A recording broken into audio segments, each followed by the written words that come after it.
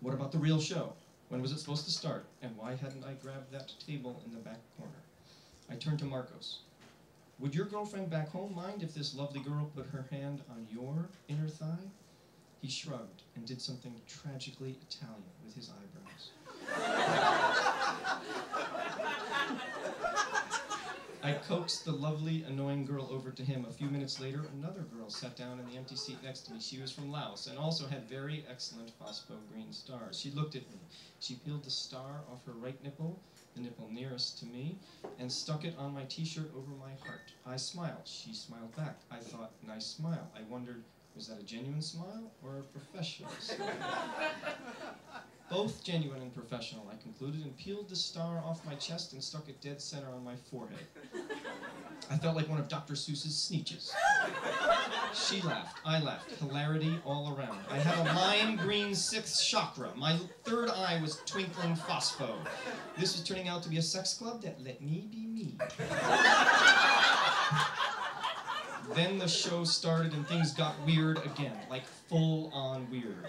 An older woman, brawny with pockmarked skin, came onto the stage. Just as the menu had promised, she put a thin chain of razor blades into her pussy.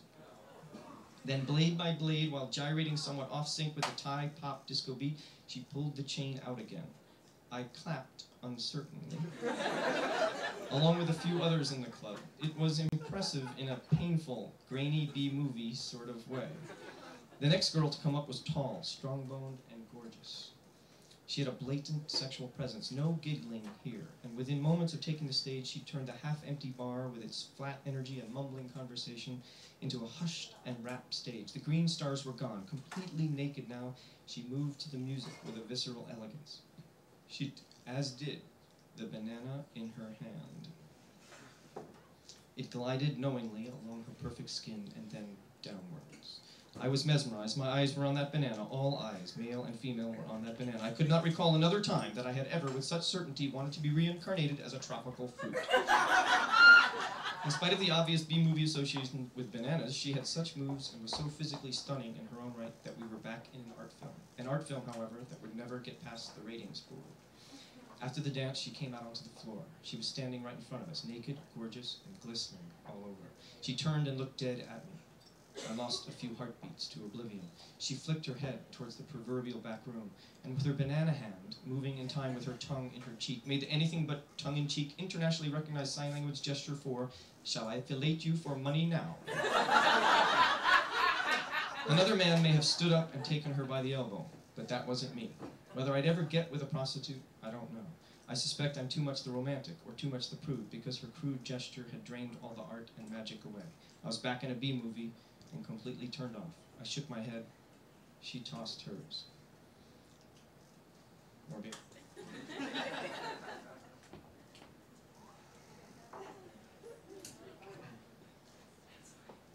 A short while later, another girl came onto the stage. She was plump and not particularly pretty. She seemed more mature, with less to prove than the other girls, and I was curious to see what she was going to do. But this story has gone on long enough, so let me try to tell the rest straight out. She slipped an egg inside herself and body slammed her pelvis against the floor of the stage several times. These were serious slams. Marcos and I glanced at each other with the exact same expression, ouch. And the same thought, when she stands up, copious amounts of egg yolk will be dripping out of her, which, mind you, would have given the banana some healthy competition. Just for the record, her performance did not make me want to be reincarnated as an egg. But when she stood up, voila, she pulled out a completely unharmed egg, and she did it all over again with 2 eggs. Everyone clapped. It was impressive in an odd sort of way, as well as a painful sort of way. But she was only getting warmed up, haha, because then she put 2 balloons on the wall and, squatting backwards on all fours, squirted 2 darts out of her pussy, hitting the mark each time. Yes, that actually happened. In the dart squirting pussy department, she was now 2 for 2. There was huge cheering, huge.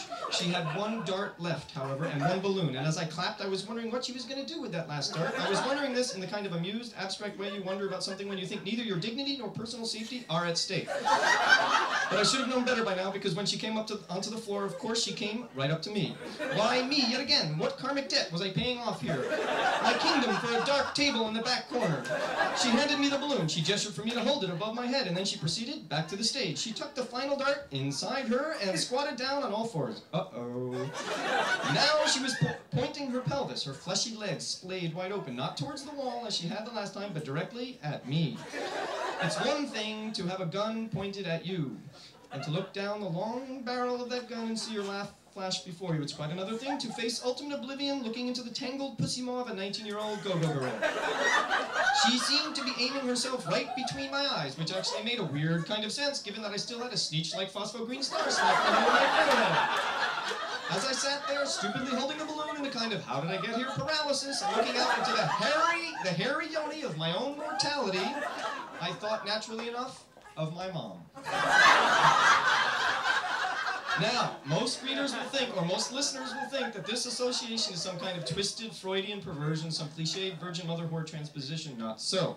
Rather, I was thinking of how the U.S. ambassador to Thailand was going to describe the circumstances of my death to my mom.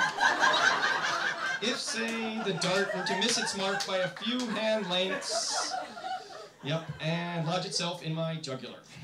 And frankly, looking out at the multivariate chaos of what anyone with any experience in the area could reasonably describe as a wet and temperamental projectile delivery system, death seemed quite possible. A poorly calibrated amount of tension across her lateral luff muscles, or just 5 degrees off vertical bearing on the tilt of her pelvis, could easily lead to my untimely death.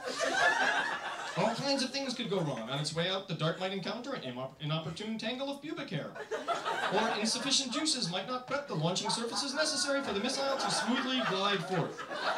Any of these minor malfunctions might mean a most horrible death for me, heartbreak for my mom, and a diplomatic challenge of the greatest delicacy for the U.S. ambassador. But I couldn't die like this. My family has had one too many tragedies. There cannot be another, and so I decided to sit there, holding the balloon, and trust that the universe would not let me die that night. Instead, I would be horribly maimed. The girl and her pussy would not be accurate enough to kill me, would not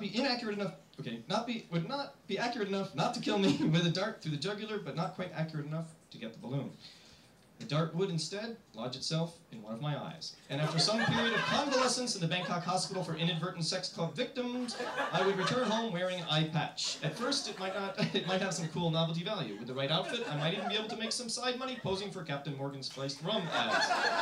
But mostly, I would have to live my life under a great shadow, entering rooms always amidst whispers and innuendo. I'd meet my fiancé's parents for the first time, and my future father-in-law would catch her daughter by the elbow in the kitchen after dinner. It's not a Captain Ron thing, is it?